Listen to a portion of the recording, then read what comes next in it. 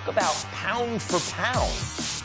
If a fighter moves up out of his natural weight class and can still compete with the best who ever did it, what does that mean about the quality of that fighter's prime, pound for pound? And then when you look at the career accomplishments, Pacquiao as a 40-year-old just beat, as I mentioned, the third best welterweight in the division, except really Pacquiao's the third best welterweight in the division. But do you realize he turned pro as a 16-year-old pro? Not even 5 feet tall, not even 100 pounds, and won his first lineal title a couple of years later as a flyweight. Didn't turn pro as a flyweight, won the lineal championship of the world, and then skipped up a couple weight classes and started tearing through divisions. Was a late-minute replacement against Lelo Ladwaba, who was considered a guy on the rise on pound-for-pound list, top 10 type, maybe a heavy favorite. Pacquiao destroyed him in such a way, we wondered, what could he do against Marco Antonio Barrera? Well, let's not get ahead of ourselves. Barrera may be a little long in the tooth, but he's still one of the best ever. Pacquiao, what he did to Barrera was scary, the way he dominated Barrera. It's the kind of fight that I'll never forget watching.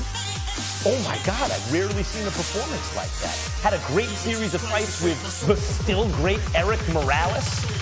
I mean, when you think about what Pacquiao did from flyweight to 154 pounds, from a teenager till 40 years old, and when you consider the heights he reached, you're talking about certainly one of the best pound-for-pound fighters of all time.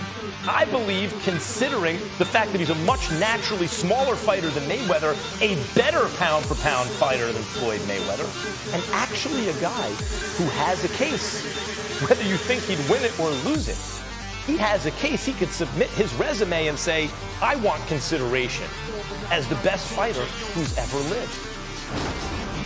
He's got to fight. I mean, that's got to go for the knockout.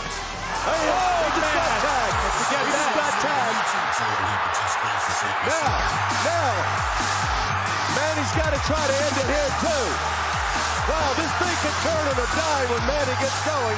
Wow.